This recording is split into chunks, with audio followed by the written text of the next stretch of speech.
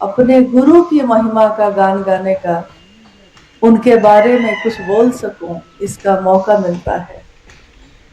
ये भी उस गुरु की असीम दया है और इस जीवन का परम सौभाग्य भी है। जैसे ही हम कहते हैं शिव गुरु, तो हमारे मन में यह प्रश्न उठता है कि शिव तो अपने आप में पूर्ण है। शिव सब समझ जाते हैं शिव का क्या मतलब होता है। शिव का मतलब भगवान, शिव का मतलब महेश्वर, ईश्वरों का भी ईश्वर है वो, देवताओं का भी जो देवता है वो महादेव है।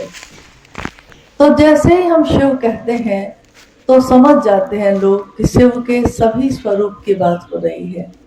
इसलिए बताना पड़ता है कि शिव जो भगवान है वही शिव जगत के गुरु है, वही शिव जो अचिंत्य है, जो अनंत है, जो असीम है, वही शिव गुरु भी है। और शिव के दानदाता स्वरूप से लोगों ने हमेशा से कुछ न कुछ पाया। दानदाता स्वरूप यानी हमने उपवास भी की, हमने साधना आराधना भी की, हमने मंत्रों का जप भी किया और हमने साधुता के रूप में महादेव को साधुता की पराकाष्ठा भी पाया। कोई अगर साधु भी है तो उसकी पराकाष्ठा शिव स्वयं है, ये पाया। तो भगवान के दानदाता स्वरूप से दुनिया के लोग जुड़े रहे, भक्त बनकर जुड़े रहे। हम अक्सर भक्त उसको कहते हैं जो पूजा पाठ करता हो या जो सुबह सुबह स्नान करके मोमबत्ती, अगरबत्ती, दिया, पूजा पाठ ये सारे काम करता हो, तो हम उसको कह देते हैं कि बड़ा भक्त है। परंतु भक्त होना बहुत कठिन है। भक्त होना इतना आसान नहीं होता कि वो सिर्फ अगरबत्ती दिखाने से कोई भक्त हो जाता है, ऐसा नहीं है। भक्ति की परिभाषा जो हमारे देश में या विश्व में कही जाती है उसको श्रेणीबद्ध किया गया है कि कोई अगर विचार करता है कि शिव मेरे होंगे, फिर इस विचार पे वो खरा होता है। विचार गहरे होते हैं और इतने गहरे होते हैं कि भाव बन जाता है, भाव भी घनीभूत होता है, गहरा बनता है, मजबूत बनता है, इतना मजबूत बन जाता है कि प्रेम में बदल जाता है। और प्रेम का भी जब चरम होता है, प्रेम का भी जब चरमोत्कर्ष होता है, उसको भक्ति कहा जाता है। तो देखिए, भक्त होना आसान नहीं है। बोलने में भले ही हम बोल देते हैं कि भक्त है वो, लेकिन भक्ति प्रेम का चरमोत्कर्ष है। और भक्त की दुनिया में उसका आराध्य होता है, आराध्य की दुनिया में भक्त होता है। परंतु ये एक ऐसी अवस्था है जिसको बहुत मुश्किल से कोई प्राप्त कर पाता है। कौन सा ऐसा रास्ता है, कौन सी ऐसी विधा है जो हमको आता हो या ना आता हो कुछ, फिर भी हम शिव से मिल सकते हैं? किस तरह से हम शिव के दानदाता स्वरूप से संपत्ति तो प्राप्त कर लेते हैं, परंतु उस संपत्ति का उपयोग कैसे किया जाए इसका ज्ञान भी प्राप्त कर सकें, ये कौन सा रास्ता है, ये कौन सी विधा है? महादेव आज तक तो थे ही, महादेव तो भगवान है ही, सदियों से हैं और सदियों तक रहेंगे ही। हम आए हैं, हम चले जाएंगे, फिर मेरा जन्म होगा या शायद ना भी हो। परंतु महादेव का तो न जन्म हुआ है, न उनके मृत्यु की सूचना है, अजन्मा है वो, स्वयंभू है वो। इसलिए शिव का एक नाम शंभु भी है। शंभु यानी जो स्वयं से उत्पन्न हुआ हो, यानी उसकी न हम जन्म की तारीख मना सकते हैं, न शिवलिंग होने की तारीख मना सकते हैं। वो शिव जो अजन्मा है, स्वयंभू है, उसके विवाह की तारीख धरती मनाती है। इसीलिए शिव के शिष्य, शिव के गण, शिव के भक्त महाशिवरात्रि का आयोजन करते हैं और इसके सिवा शिव के लिए और कोई आयोजन नहीं होते। हम प्रतिदिन शिवलिंग पे जल चढ़ाते हैं। शिव की आराधना उपासना का सिलसिला बहुत पुराना है, परंतु इसमें उनके ज्ञान दाता स्वरूप से जुड़ाव बहुत कम चंद लोगों का ही है। आज तक जितने शास्त्र लिखे गए, जितने भी लिखे गए, हम जानते हैं कि लगभग 10,000 वर्षों का इतिहास ऐसा है जो लिखित है। जब सिंधु घाटी सभ्यता पनपी थी तो उसकी खुदाई में वो सभ्यता जब नष्ट हो गई तो उसकी खुदाई में एक ऐसी मिट्टी की तस्वीर सामने आई जिसमें शिव का प्रतीक बना हुआ था, इसलिए उसको प्रोटो शिव कहा गया, शिव का प्रतीक कहा गया। बाद में आने वाले समय में ऋग्वेद की रचना हुई, 4 वेद रचित हुए। चारों वेदों में ऋग्वेद जो पहला सबसे प्राचीन वेद है, उसमें सबसे पहले शिव के रुद्र स्वरूप की अभ्यर्थना है। शिव का रुद्र स्वरूप आगे चलकर शिव, शंकर, त्रयंबक, यजुर्वेद आते आते बहुत सारे नामों से प्रचलित हो गया, पशुपति और भगवान शिव के रूप में। पहले जब लोग आदि मानव थे और उनको नहीं पता था कि कैसे घर बनाया जाता है, कैसे भोजन बनाया जाता है, आज हम आप जानते हैं। लेकिन कभी इंसान ऐसा भी था जब उसको पता नहीं था कि आग कैसे जलाई जाती है, तो वो जंगलों में ही रहता था, बिना कपड़ों के, बिना भोजन के, कंदमूल खाकर अपना गुजारा कर रहा था।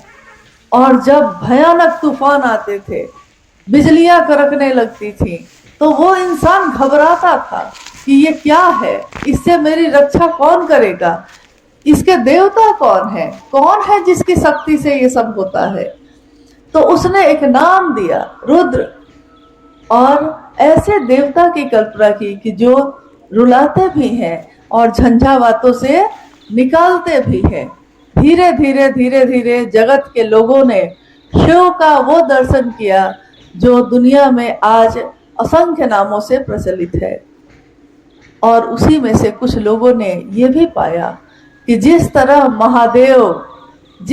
वो महादेव मालिक बड़े करीब से सुनते गरीब की, उसी तरह बड़े करीब से बिना कोई योग्यता जांचे, बिना कोई पात्रता और नियम बनाए वो हमको शिष्य भी बनाते हैं। तो प्राचीन समय से लेकर निवर्तमान काल तक में शिव के शिष्यों की भी कुछ सूची शास्त्रों में लिखी गई। जितनी लिखी गई उसके बाद भी हुए होंगे, परंतु शायद लोग उनसे अनजान हैं तो लिख नहीं पाए। तो शिव के शिष्य और प्रशिष्य, यानी शिष्य का शिष्य, प्रशिष्य, उनके नामों की सूचना आई। कुछ लोगों का चंद नाम है वो। यहां से कुछ दूर में है, उत्तर प्रदेश में बनारस एक जगह है। बनारस में एक समाधि स्थल है बाबा कीनाराम का। बाबा कीनाराम शिव के शिष्य हुए और उनके प्रशिष्य काफी हुए, यानी उनके शिष्य बहुत हुए, परंतु सीधे सीधे शिव के शिष्य कीनाराम बाबा तो थे, बाकी और लोग उनके शिष्य थे। शिव के शिष्य दूसरे किसी को उन्होंने नहीं बनाया। शिव के एक शिष्य मच्छिंद्र नाथ हुए और मच्छिंद्र नाथ के बहुत सारे शिष्यों में एक शिष्य हुए गोरक्षनाथ, जिनके नाम पर आज उत्तर प्रदेश में गोरखपुर शहर बसा हुआ है। तो गोरक्षनाथ शिव के प्रशिष्य हुए, यानी शिव के शिष्य के शिष्य हुए। तो शिव के शिष्य हुए मच्छिंद्र नाथ, मच्छिंद्र नाथ के शिष्य हुए गोरक्षनाथ, तो गोरखनाथ, यानी शिव के शिष्य वो भी हुए, परंतु उन्होंने अपने शिष्यों की श्रृंखला बनाई, अपने शिष्यों का जमावड़ा है, लेकिन शिव का दूसरा कोई शिष्य उनके द्वारा नहीं बना। त्रेता युग आया, द्वापर युग आया, सतयुग आया और आज कलयुग आ गया। महादेव का एक शिष्य इस कलयुग में भी आए, जिनके बारे में आपने सुना अभी। आप हम सब जानते हैं उस नाम को। आज उनका परिचय देना नहीं पड़ता क्योंकि उनका नाम हो गया। महादेव महादेव करते करते महादेव के शिष्य का ऐसा नाम हुआ है कि वो नाम आज हर जुबां पे है, जिनको हम कहते हैं हमारे वरेण्य गुरु भ्राता साहब हरेंद्रानंद जी। एक सेव के शिष्य इस कालखंड में भी जन्म लेते हैं। 31 अक्टूबर 1948 को साहब का जन्म होता है। सिवान जिले के अमलोरी नामक ग्राम में, बिहार में है सिवान। सिवान में एक गांव है अमलोरी, जहां इनका जन्म हुआ है। जिस दिन जन्म हुआ था उसी दिन तिथि खंडित हुई और शाम में दीपावली मनाई गई। साहब का जीवन आगे बढ़ा। उनके पिता डॉक्टर विश्वनाथ सिंह और माँ राधा देवी। पिता उस समय एजुकेशन डायरेक्टर थे। बिहार और झारखंड उस समय एक ही था, बिहार ही था। झारखंड 2000 में अलग हुआ है, उससे पहले तो बिहार ही था। तो उस समय जब इनका जन्म हुआ तुरंत भारत आजाद हुआ था। 1947 में भारत को आजादी मिली। उसके अगले वर्ष 1948 में साहब का जन्म होता है और दिवाली मनाई जाती है। हर घर में दिया जलता है बिना ये जाने कि कौन धरती पे जन्म ले चुका है। धरती कहाँ जान पाई। धरती पे तो ऐसे ऐसे लोग आए जो भगवान कहकर पूजित हुए। भगवान राम आए, भगवान कृष्ण आए, सबका अवतरण शरीर में ही तो हुआ। लेकिन जब हुआ तो धरती के लोग कहाँ जान सके थे। उस दिन भी जब हुआ तो धरती के लोगों को क्या पता कि आने वाले समय में क्या होने वाला है। वो धीरे धीरे बड़े होते हैं और 12 वर्ष की आयु में जब 13वें वर्ष में वो प्रवेश ही करने वाले हैं, उस समय उनके घर में एक ऐसी घटना होती है जिन्होंने उनके जीवन की दशा और दिशा को बदल दिया। साहब उस समय जमुई में अपने पिता के घर में हैं और जमुई में उनके पिता के केबिन में, उस कक्ष में, उस कमरे में जब वो जाते हैं तो वो देखते हैं कि एक व्यक्ति, एक तांत्रिक बैठा हुआ है और वो अपनी बाईं बाह पे कोई कागज रगड़ रहा है। उस पे शब्द उभर कर आ जा रहे हैं। इनको लगा कि ये कौन है जो यहाँ ऐसे आए हैं। पता करते हैं। पिताजी कहते हैं जाइए आप यहाँ से जाइए। सरस्वती पूजा का दिन था, चंदा का पैसा लेने गए थे। पिताजी से चंदा का पैसा लिया और चले आए, स्कूल चले गए। लौट के आए, पता चला वो शिक्षक थे जो अब घर में रहेंगे और अब बालक हरिंद्रानंद जी को पढ़ाएंगे भी। तो प्रतिदिन अब शाम की कक्षा शुरू हो गई। प्रतिदिन शाम में वो साहब को पढ़ा रहे हैं और पढ़ाने से पहले शाम में जब वो बैठे हैं तो वो बालक हरिंद्रानंद जी से कहते हैं कि खरीका लाइए। वो खरीका लाते हैं, लेकिन अनमने मन से, बिना मन के, चूंकि गुस्से में गए हैं। तो खरीका नीम का होता है, आम का होता है, लेकिन उन्होंने क्या किया कि जो झाड़ू रखा हुआ था नारियल का, भींगा हुआ, आंगन धुलाया था उससे भींगा हुआ था, उसी में से तोड़कर उनको लाकर दे देते हैं और मास्टर साहब समझ जाते हैं कि बच्चा बदमाशी कर रहा है।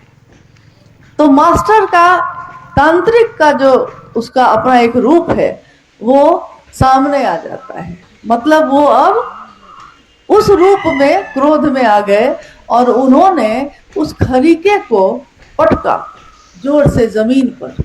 खरीका सांप में बदल जाता है। जैसे ही ये देखते हैं तो ये चिल्ला पड़ते हैं और कूदकर मास्टर के शरीर पे ही कूद जाते हैं। कहते हैं ये क्या है। मास्टर साहब देखते हैं कि अरे बच्चा तो घबरा गया, और क्योंकि इस बच्चे के पिता मेरे बॉस हैं, मेरे पदाधिकारी हैं, तो वो तुरंत कहते हैं बउआ कुछ नहीं है, कुछ नहीं है, देखिए ना कुछ नहीं है। बात तो आई गई हो गई, परंतु साहब अब पूछ रहे हैं उनसे ये क्या था, ये कैसे होता है, खरीका सांप में कैसे बदला। तो वो कहते हैं कि बउआ इस साधना से होता है। मंत्रों का जप करना पड़ता है, साधना पड़ता है इसको।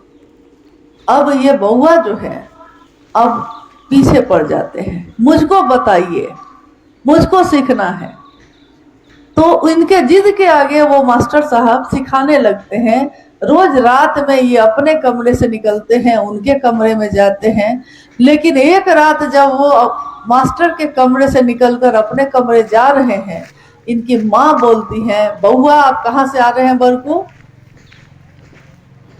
ये चुपचाप अपने कमरे में आते हैं तो देखते हैं पिताजी साहब के बाबूजी बैठे हुए हैं। पूछ रहे हैं इनसे, कहाँ गए थे रात में?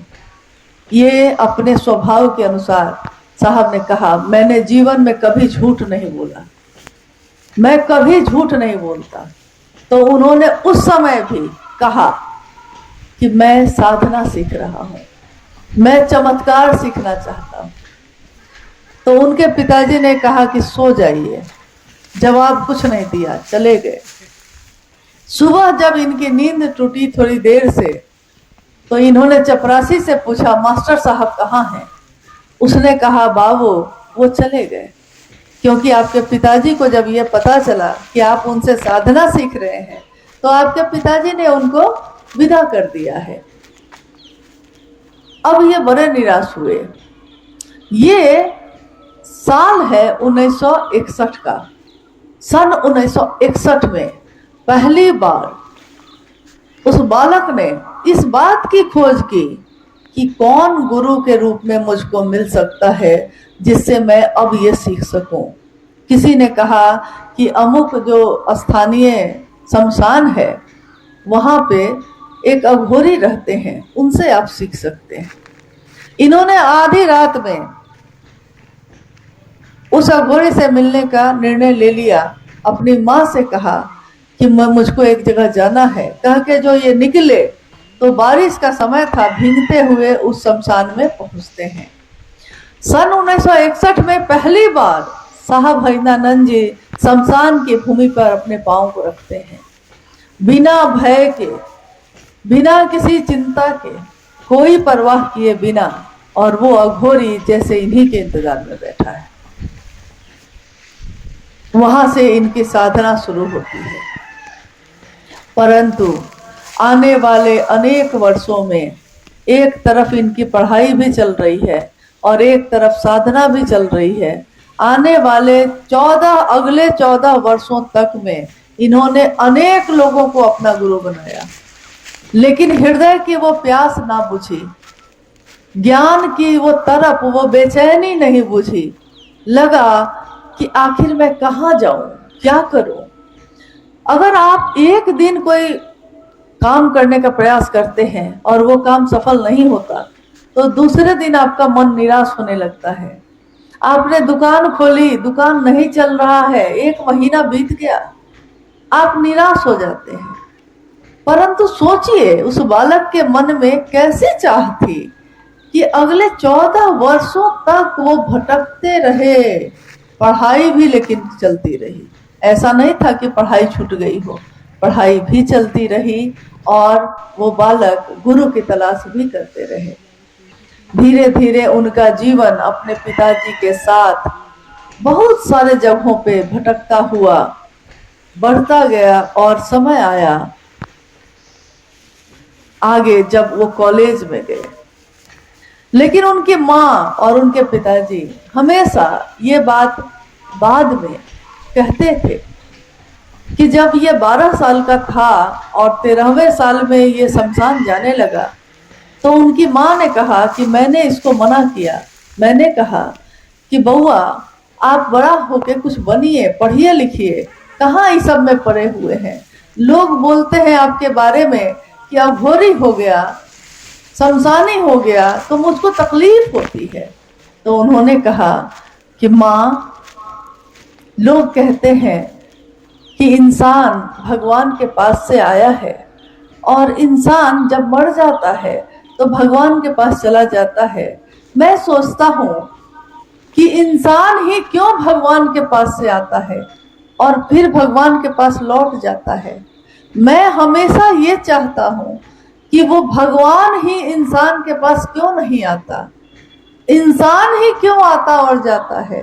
मैं लाऊंगा माँ, आखिर वो भगवान रहता कहाँ है, कैसा दिखता है, कौन है, और मैं उस भगवान को ढूंढूंगा और उसको इंसान के पास लाऊंगा।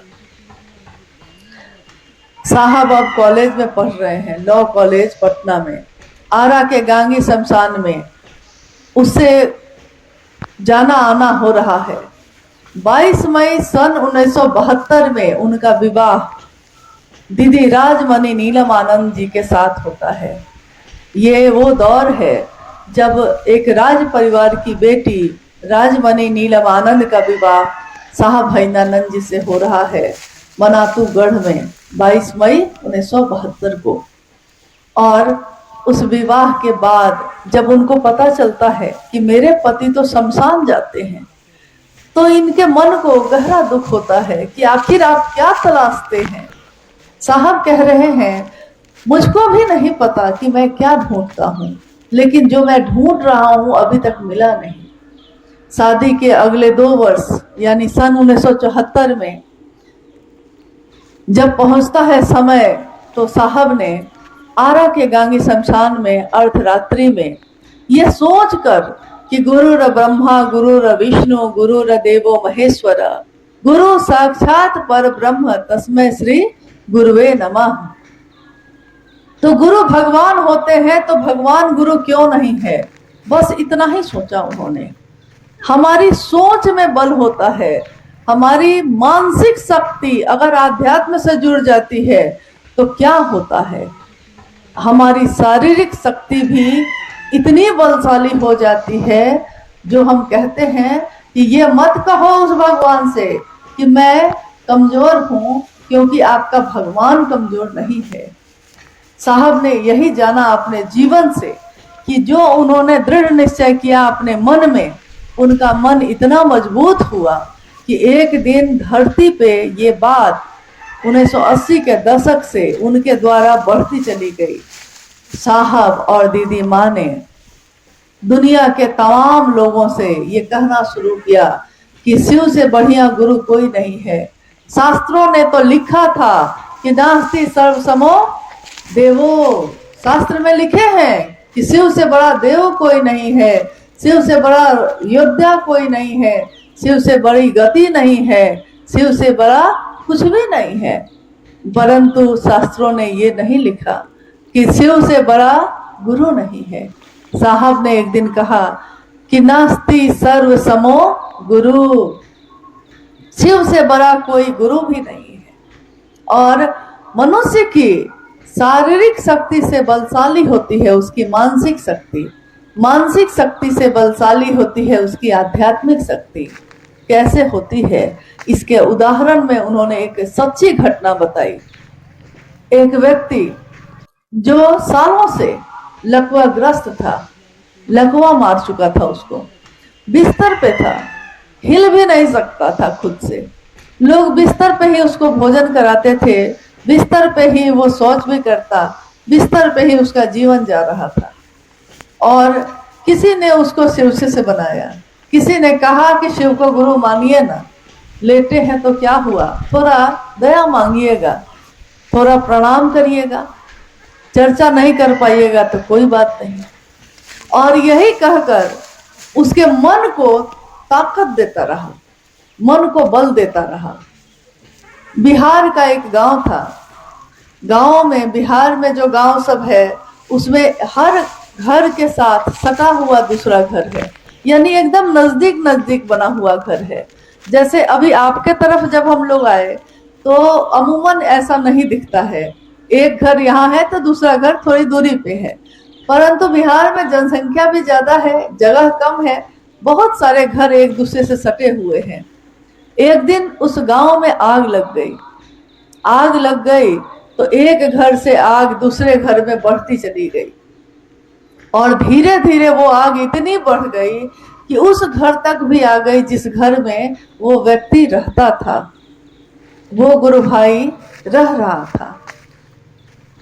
जब जान पे पड़ता है तो सब अपने प्राण बचाना चाहते हैं, कोई दूसरे को बचाने के लिए नहीं रुकता। तो सब बाहर भागने लगे, घर के बाहर भागने लगे, और भागते भागते उन्होंने, किसी ने नहीं देखा कि वो बिस्तर पे जो पड़ा है हिल भी नहीं सकता है, तो वो कैसे बचेगा, किसी को याद नहीं रहा। डर से लोग बाहर भाग रहे हैं। लेकिन अचानक लोगों ने देखा कि वो व्यक्ति जो सालों से बिस्तर पे पड़ा था, वो उनसे भी तेज गति से बाहर भाग रहा है। ये देखकर सबको बड़ा आश्चर्य हुआ, ये कैसे हुआ। तो जब थोड़ा सा राहत हुई, आग थोड़ी कम हुई, तो लोगों ने पूछा ये कैसे हुआ, तुम तो हिल भी नहीं सकते थे। उस व्यक्ति ने कहा कि मैंने पहले देखा कि कोई मुझको बचाने आएगा, लेकिन कोई बचाने नहीं आया, सब अपने ही प्राण बचा रहे थे। तब मुझको लग गया कि मेरा आज कोई सहारा नहीं है। जब मुझको ये लग गया कि अब कोई मेरा साथ नहीं देगा, कोई मुझको बचाने नहीं आएगा, तो मैंने महादेव को याद किया और मैंने पूरे मन को एकाग्र कर लिया, अपने मन की पूरी शक्ति लगा दी कि महादेव अब आप ही मुझको बचा सकते हैं। और भैया मुझको नहीं पता है कि क्या हुआ उसके बाद, मेरा शरीर कैसे उठा है, कैसे दौड़ा है, मैं जानता भी नहीं हूँ। आप कह रहे हैं कि मैं दौड़ रहा हूँ, मुझको तो पता तक नहीं चला कि मैं दौड़ भी गया, मैंने सोचा ही नहीं था। इसी के लिए कहा जाता है कि देखिए, जो महादेव का सहारा लेता है, तो एक दृष्टांत आता है कि ब्रह्मा जी कहते हैं माँ गौरा से, माँ उमा से, शिव के पत्नी से, वो कह रहे हैं कि गौरा आपके जो रौरा है बड़े बौरहवा हैं। तो गौरा जो है, उमा, कहती है कि ब्रह्मा जी ये बात तो ठीक नहीं, आप मेरे पति को अच्छा नहीं कर रहे। तो उन्होंने कहा नहीं नहीं, मैं अच्छा ही नहीं, मैं कहता हूँ कि वो कुछ ज्यादा ही अच्छे हैं।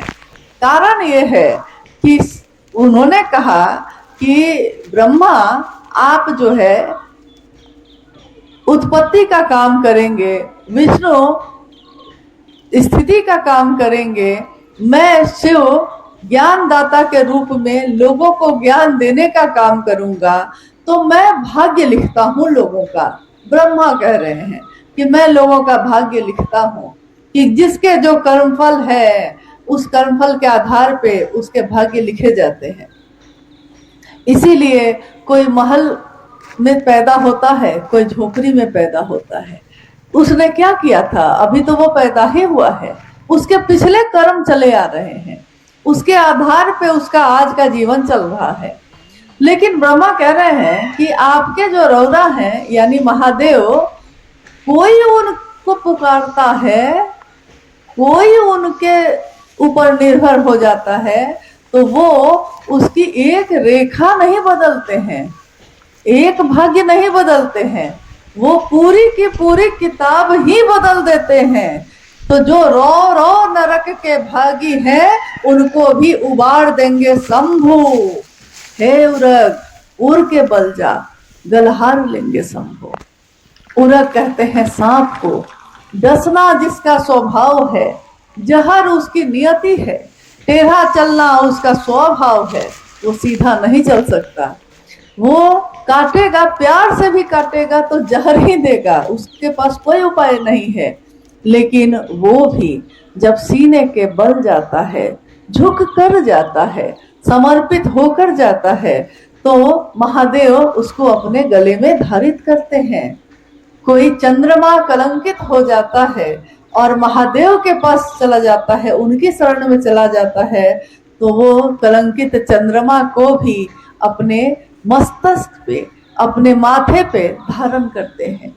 महादेव तो ऐसे हैं जो ज्ञान भी ऐसा देते हैं कि जीवन जीने की कला सिखा देते हैं।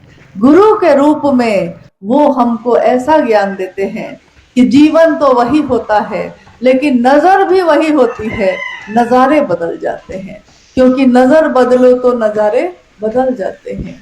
आप किसी के लिए प्रेम से सोचिएगा तो आपको सबसे अच्छा व्यक्ति वही लगेगा और वही व्यक्ति रहता है। लेकिन अगर आपके मन में घृणा हो जाती है तो वो व्यक्ति दुष्ट नजर आने लगता है। आपकी नजर ही आपको अच्छा भी दिखाती है, आपकी नजर ही आपको बुरा भी दिखाती है। हमारे मन में ही सारी चीजें होती हैं, ये मन ही है। क्योंकि अक्सर हम कहते हैं कि मेरा मन नहीं है, आज मेरा मन नहीं है, आज मैं नहीं जाऊंगा, आज मैं ये खाना नहीं खाऊंगा। यानी मेरा मन ऐसा कह रहा है, मन से शरीर नहीं चल रहा है, चल रहा है। और देखिए, मन ही वो साधन है जो किसी को अपना बनाता है, किसी को पराया भी बनाता है। मन ही किसी को मित्र बनाता है, मन ही किसी को शत्रु बनाता है। मन ही किसी को पत्नी बना के पति बनता है, मन ही किसी को भाई बना के भाई बनता है, मन ही किसी को गुरु बना के शिष्य भी बनता है। साहब ने हमेशा कहा मन ही आपका साधन है।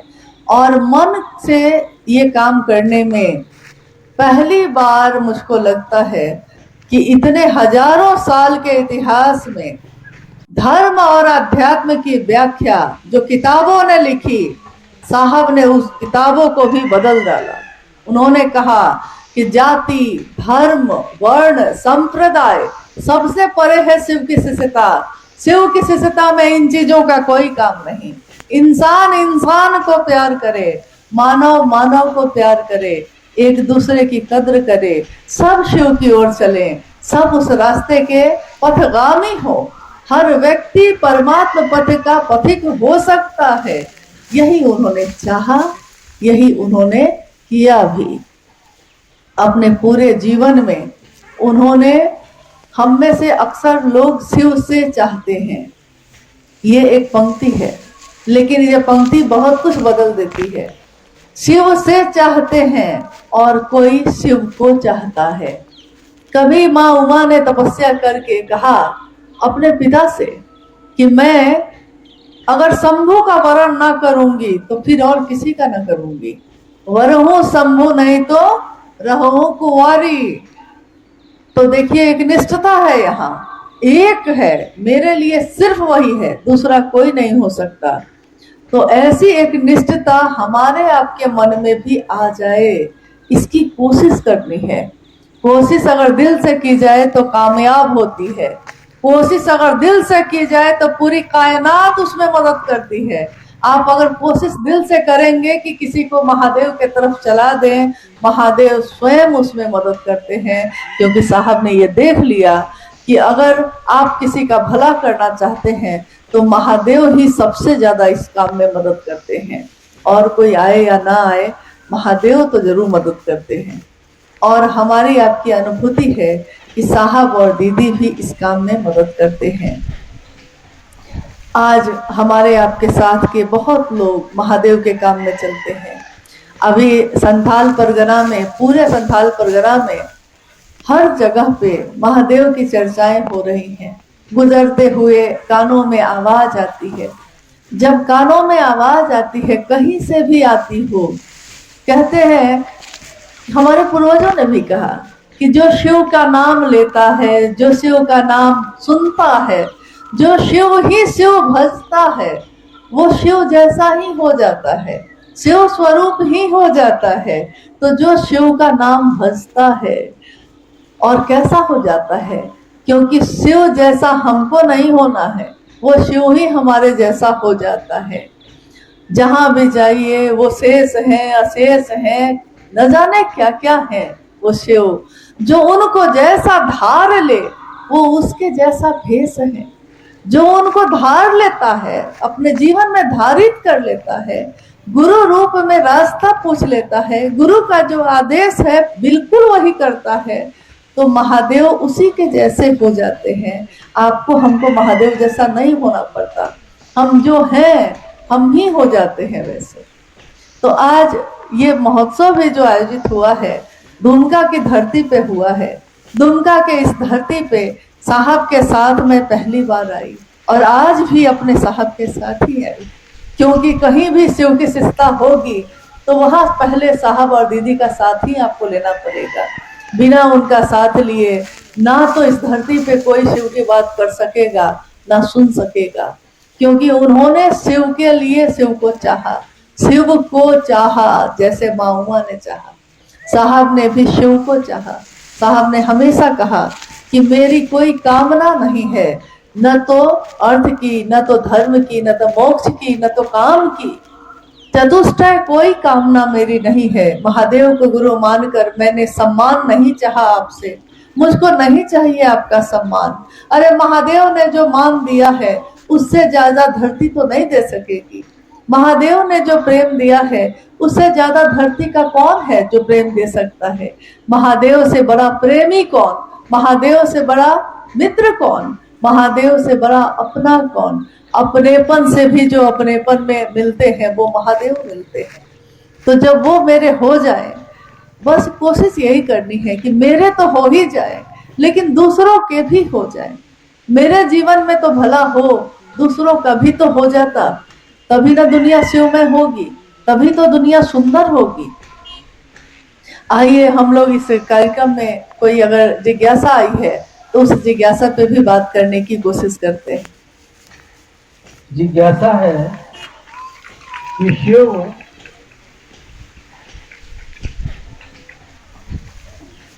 जिज्ञासा है कि शिव शरीर में नहीं है तो ज्ञान कैसे देंगे, कृपया समझाया जाए। जिज्ञासा है कि शिव शरीर में नहीं है तो ज्ञान कैसे देंगे। झारखंड में एक ज्योतिर्लिंग है देवघर में, यहां से बिल्कुल नजदीक है।